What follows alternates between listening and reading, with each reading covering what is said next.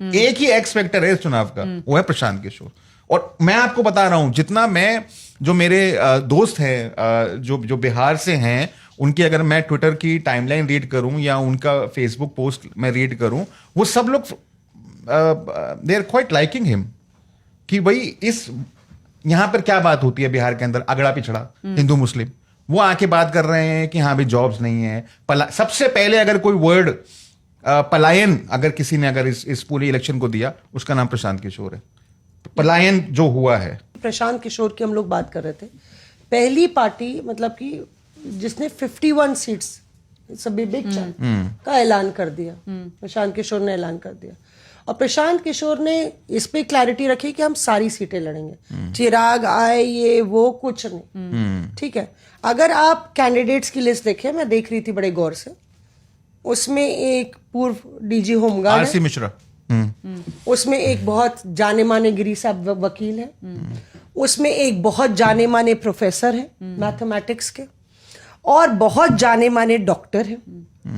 तो पूरा जो ईमानदारी का जो प्लैंक है और बिहार की जनता ही किंग होगी, उस पे प्रशांत किशोर की बहुत क्लैरिटी है। मैं अग्री नहीं करती कि बीजेपी के भीतर ये संशय नहीं है कि Prashant Kishor upper caste vote को डैमेज कर रहे हैं। कांग्रेस में भी प्रशांत किशोर को लेके एक बड़ी इनकी वॉर रूम में बैठक हो रही थी। अशोक गहलोत, भूपेश बघेल, मैंने अंदर से खबर सुनी, अब अशोक गहलोत, भूपेश बघेल और अधीर रंजन चौधरी को ब्रीफ किया जा रहा था। वो अभी पहली बार वहां पे गए, वो ऑब्जर्वर्स हैं बिहार के, ये 3 लेफ्टिनेंट राहुल गांधी के, और मास्टर स्ट्रैटेजिस्ट है। अशोक गहलोत को आप तो जानते ही हैं, जादूगर। उनको जादूगर कहते हैं। भूपेश बघेल भी क्राइसिस मैनेजर है, और अधीर रंजन चौधरी का अपना ग्राउंड के नेता है। तो उनको ये ब्रीफ किया जा रहा था, तो वहां पे भी एक बड़े नेता ने बोला कि पीके के बारे में आप लोग क्यों नहीं चर्चा कर रहे हैं।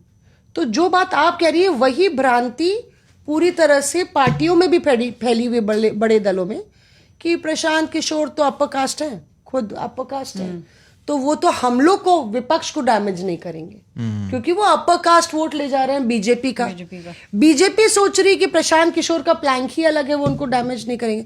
तो प्रशांत किशोर ने एक ऐसा, मतलब कि कास्ट कॉम्बिनेशन का, जो आप कह रहे हैं ना, जात का जो उन्होंने किस सिलेक्शन ऑफ कैंडिडेट्स है, आप देखेंगे तो पूरा ओवरऑल रिप्रेजेंटेशन है। उसमें ईबीसी भी है, दलित भी है, उसमें यादव भी है, उसमें अपर कास्ट भी है, मुस्लिम भी है। तो उन्होंने ये सब, और तो वो ये सोच रहे हैं कि जहां पे जेडीयू का कैंडिडेट है, ठीक है, जेडीयू का कैंडिडेट है जो रिजर्व सीट है, तो वो कह रहे हैं कि आप बताइए, अगर रिजर्व सीट में जेडीयू का कैंडिडेट है और हमारा भी कैंडिडेट अच्छा है, तो अपर कास्ट कहाँ जाएगा? जेडीयू के साथ जाएगा कि हमारे साथ जाएगा?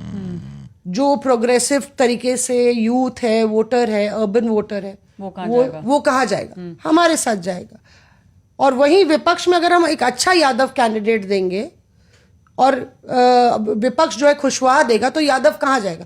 प्रशांत बिलीव्स के हमारे साथ जाएगा। तो उस तरीके से मुझे लगता है जो चर्चा चल रही है, ये कैंडिडेट लिस्ट इसीलिए रिलीज की गई है कि वो early bird catches the worm वाला एडवांटेज।